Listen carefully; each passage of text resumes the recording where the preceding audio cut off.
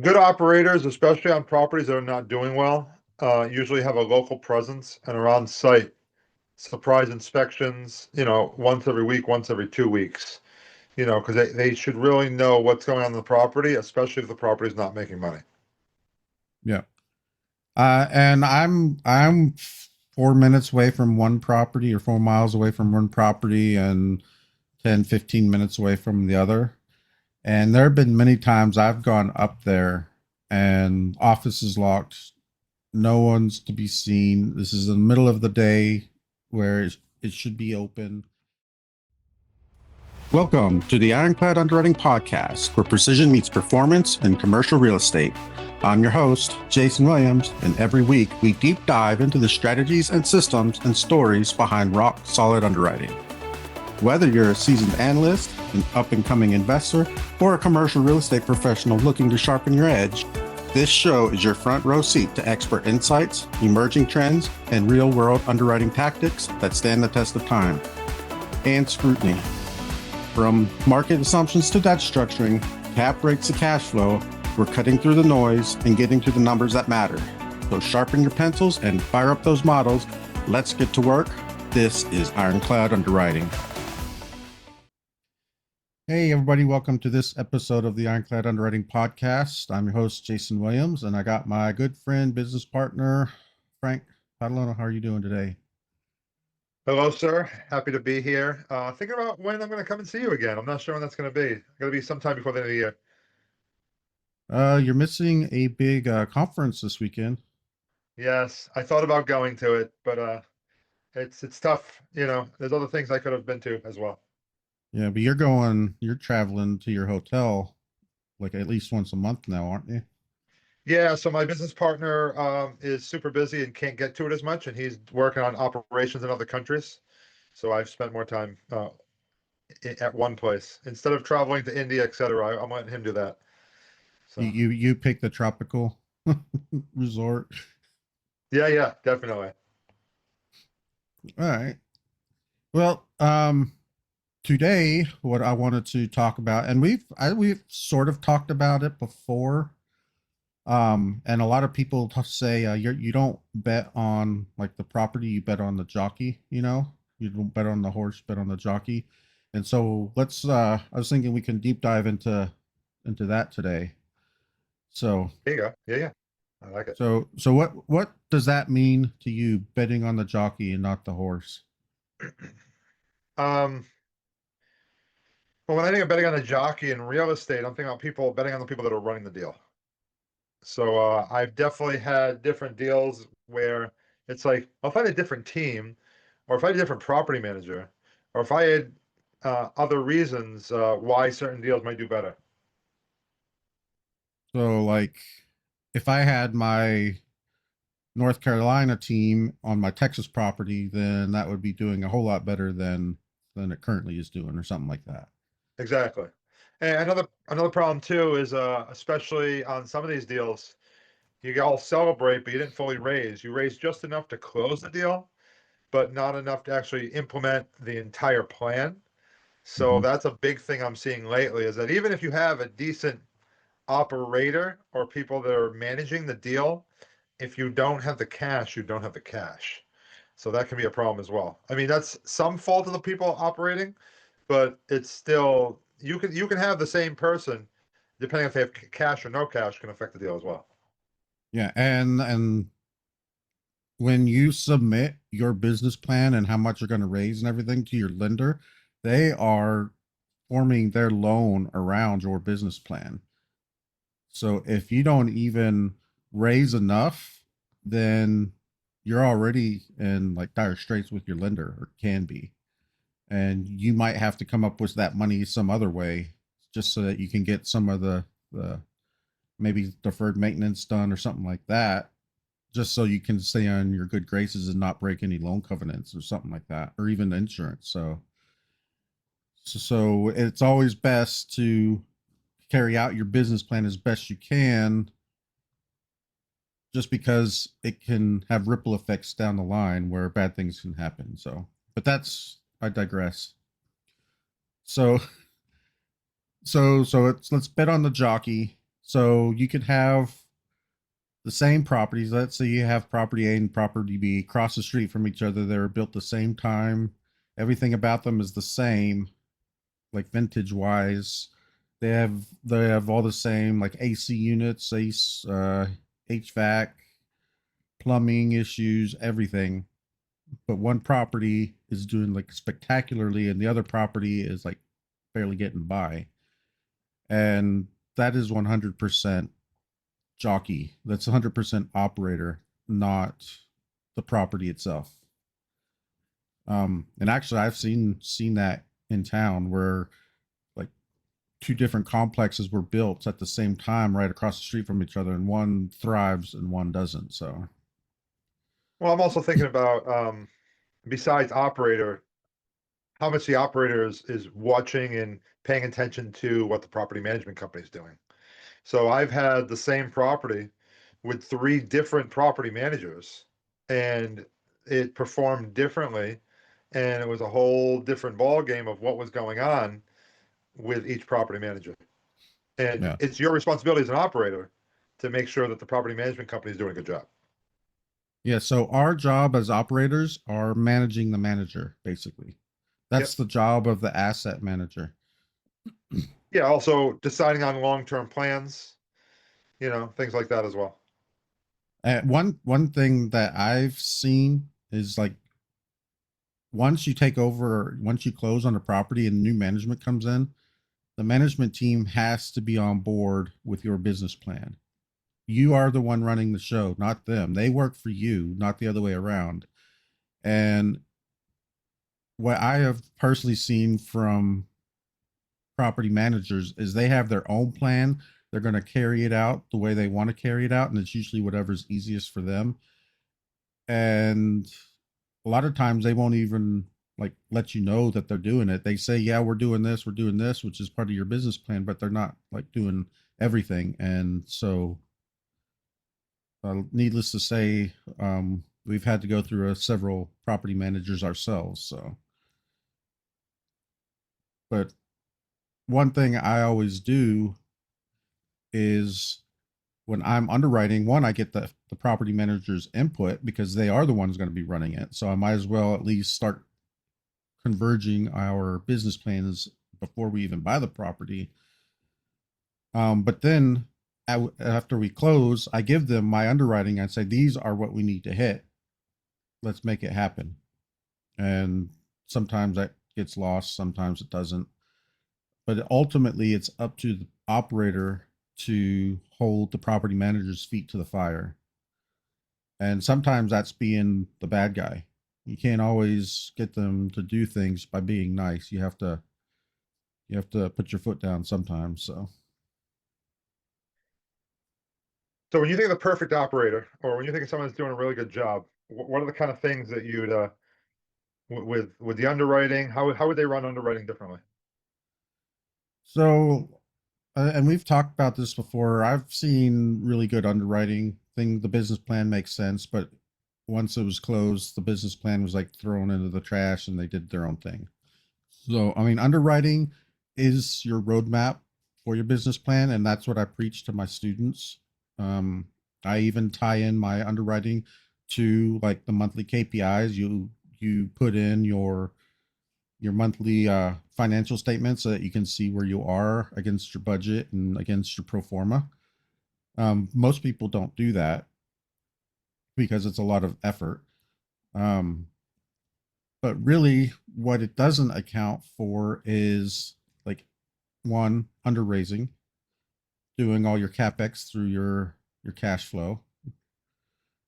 So, I mean, you can predict that in your underwriting, but if you don't predict that in your underwriting and that's what you do, then your underwriting basically is nothing at that point. You just throw that away.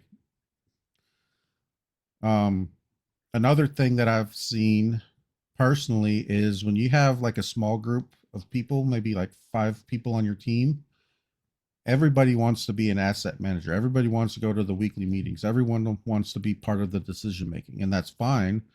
But then you're now making decisions by committee versus just having a single person being the shot caller. And what ends up happening is a decision that should take 5 minutes now takes 2 3 days, maybe even a week if someone's on vacation. It's like, well, we need so and so's input because they'll be upset if we don't do it their way or whatever. So Yeah, no, committee's definitely an issue, but overall, I do like the concept of being involved in helping make decisions. At the same point, on many teams, I have enough faith in the team that if I'm not there, they can make a decision for me. So, like, I'll give you an example. The perfect example was yesterday. There was a meeting. I didn't know if I could make it to it.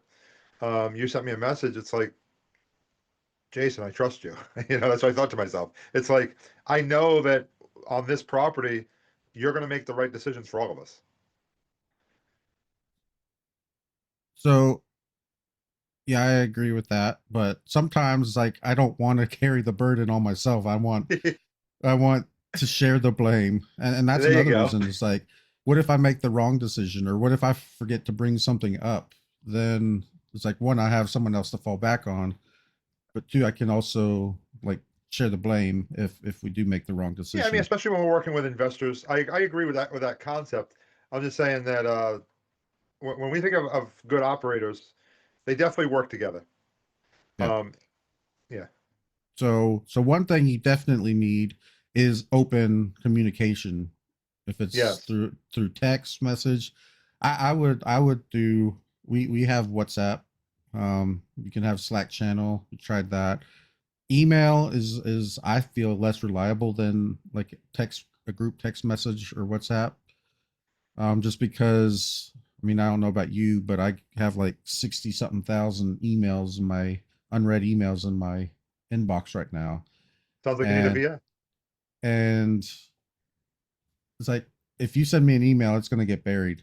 Unless I see it come in, it's going to get buried.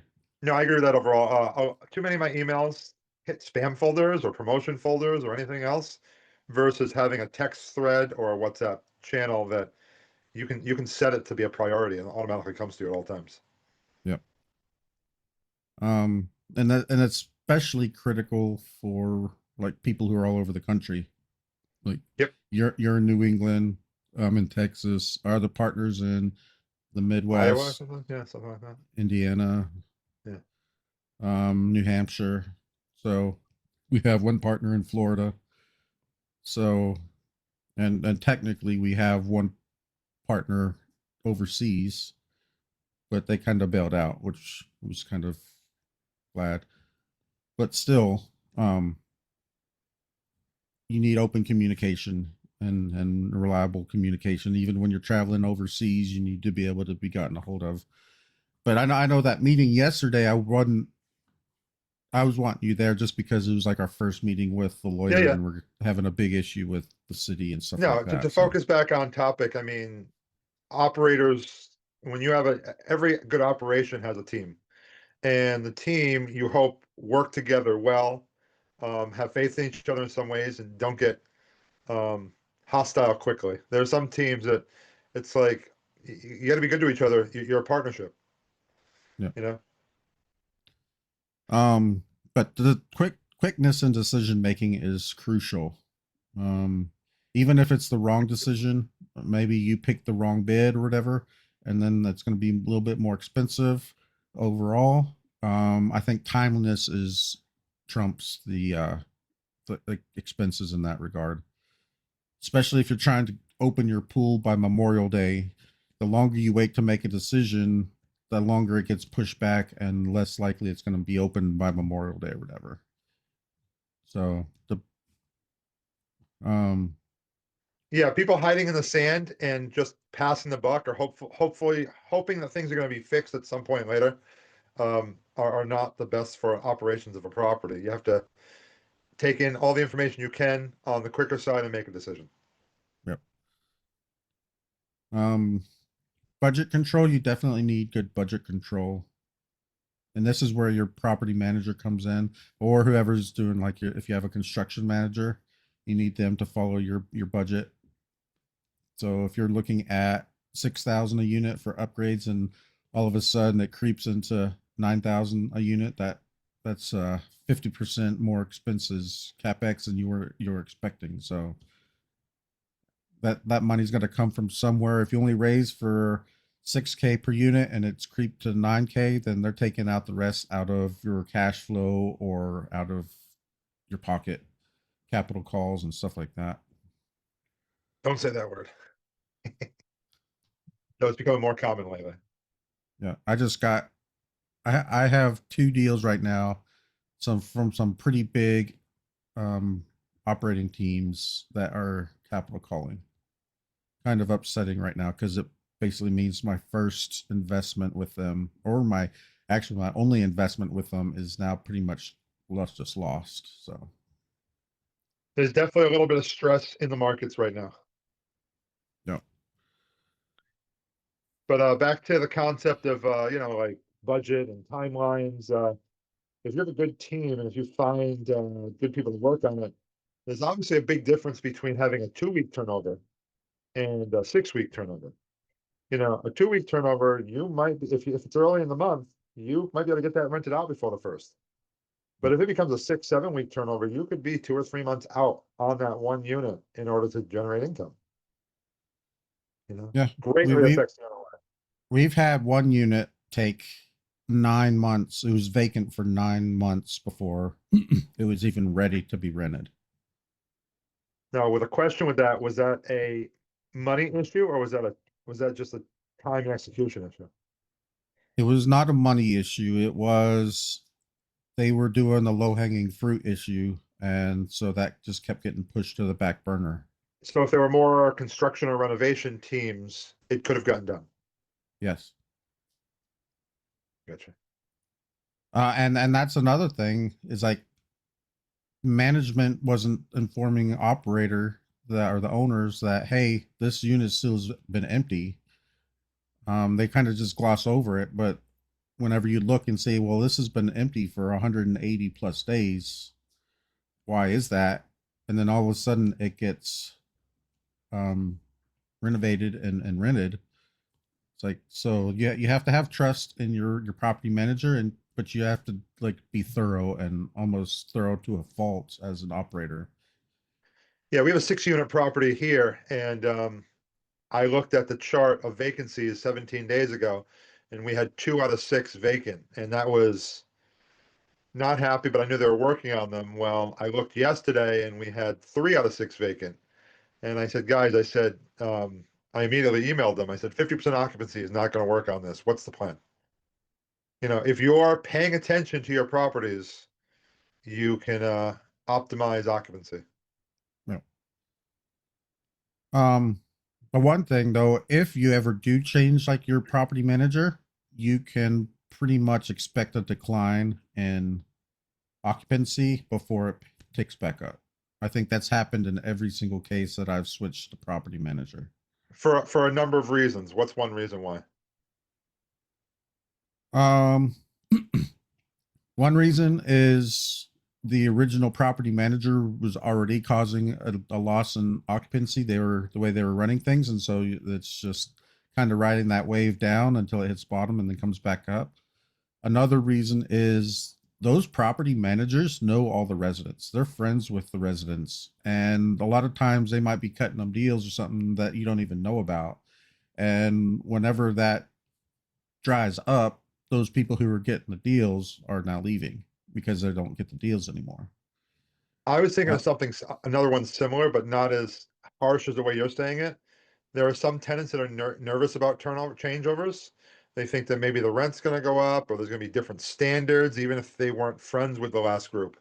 Yeah, if you ever heard the phrase "the devil you know," so we actually had a property that we were selling, and we had a full walkthrough with the new property management company, and they did a bad job. Not because they're bad people, but they walked in with full branding and regalia of the new property management company, which is considered a tougher management company in the area.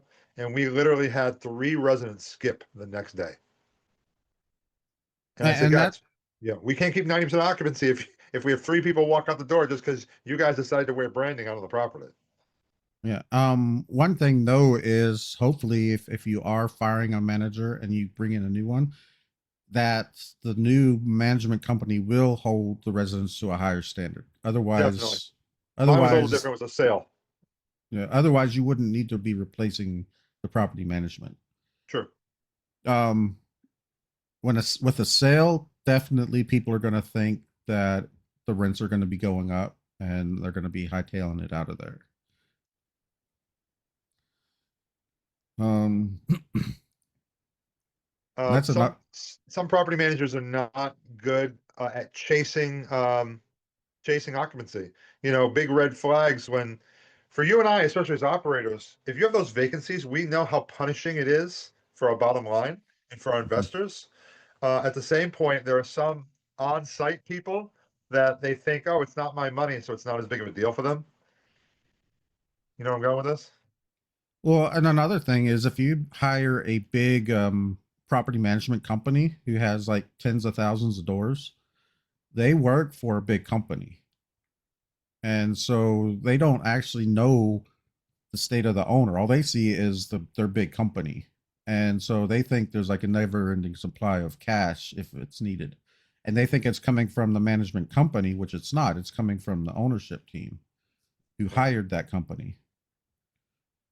I think if you have like a small mom and pop type shop where it's more like the staff are more intimate with each other, they know what's going on, the ins and outs. I think money is going to be less of an issue. They're not going to see it as, oh, I just need another $10,000. It's more of, oh crap, how do we get this $10,000 now? And they're more willing to work with the ownership team on figuring that out versus just demanding it right away. Yeah. Oh crap, that's a month semester of one kid's college tuition, stuff like that. Yeah. I mean, $10,000 was that? That could be 10 units rents for a month or something, or 10 months Yeah. of rent of a 1 unit. So, um, so you definitely need to be on property management. Make sure you're hitting projected rents, projected occupancy. I know some management companies that give bonuses if you reach certain occupancy for a certain period of time. If you're sitting at 95% and you get a $500 bonus at the year because you've been at 95% for 75% of the year, it's a whole lot better than sitting at 70% for the whole year or whatever, So, um, also screening standards. You always want to screen your residents, future residents. How do you do that? Background check, criminal history, rental history, credit history, um, anything else? No, Employment history. I'm just thinking about when we talk about the screening standards, making sure that we have a written idea of what the screening standards are. Um, so standards, screening standards sounds like you should probably have a standard operating procedure, an SOP. So Yeah, you should. how many do? Most people, I think, they don't have SOPs for stuff. So, um, though there could be a trade-off: filling units fast versus finding long-term, stronger residents. Um, ideally you want those longer term stronger residents, but if you're sitting at 70%, you don't really have much of a choice. So In regards to expenses, I know that we've had some we've definitely, I mean, every property has maintenance issues, but we've seen sometimes where maintenance is able to maybe have a little too much overtime. It's like, mhm. what are you guys getting done during the day if you guys need 40 hours of overtime a week too? Stuff like that. Yeah, and I make sure that the ownership team approves the overtime. It's not just the management team, because if manager approves it, then the ownership doesn't even really know what's going on.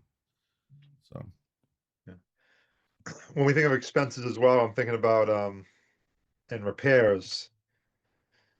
Yeah, I'm thinking about like at the hotel, we had one maintenance guy that his only job, he was only reactive. He never did one thing proactive and, cleaning air conditioners, treating for pests and bugs, stuff like that. He'd only do it after there was a problem. yeah, And then you also get the firefighter people who are only reactive. And if they're toxic enough, they start the fires and then put them out and say, "Look at the hero I am." But that goes into another tangent we don't need to get into. Thinking of the song "I Need a Hero." Yeah. But ultimately, expenses, occupancy, you are trying to boost that one single number that pretty much dictates everything. And that's your net operating income. That's basically the profit of the property. That dictates what your value is. That dictates what you can get for lending on a refi, or what you can get for a purchase price for if you decide to sell. So, I mean, you're trying to get that NOI up. That's basically your end goal. Get your NOI up, and if you get it up and you're hitting your projections, then good for you. If you aren't, then that's where you need to figure things out. So, um, one thing that helps with making sure your NOI is on track, or what KPIs are you tracking? Are you tracking the delinquency? Are you tracking physical occupancy and economic occupancy?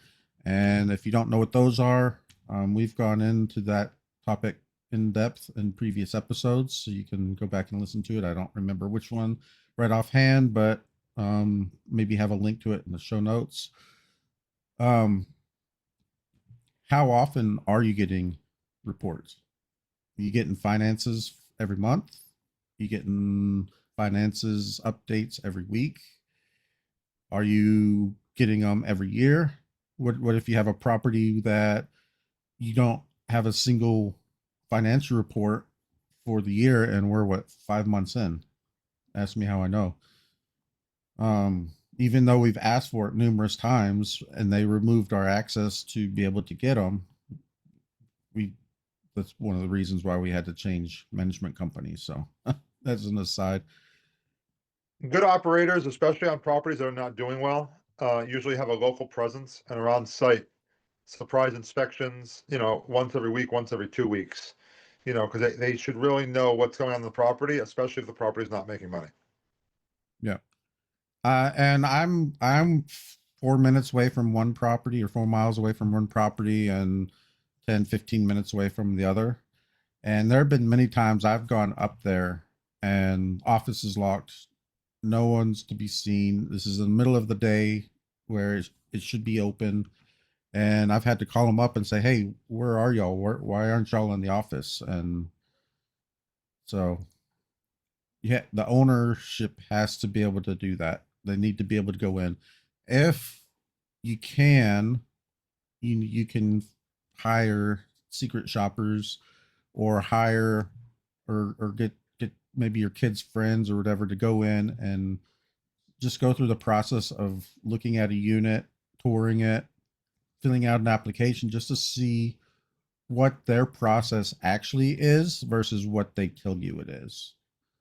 Um, so all of these things that we're telling you is active involvement on the operator side. This is part of running an asset. If you want an asset to perform well, you have to go through these steps. So, um, to Jason, be you mean being a GP is not passive? GP is not passive, and to be frank, there are many of these things that I'm talking about that I definitely can improve on myself. But again, this is a team sport, so it's not like a single person has to do all of this. We have to be able Absolutely. to do all of this, and trust your team, your GP team members to help along with everything as well. So, Well, there's only so many hours in the day, but at the same point, your investors don't care if you committed to it. yeah, So, your investors expect this to happen from the GP team. yep.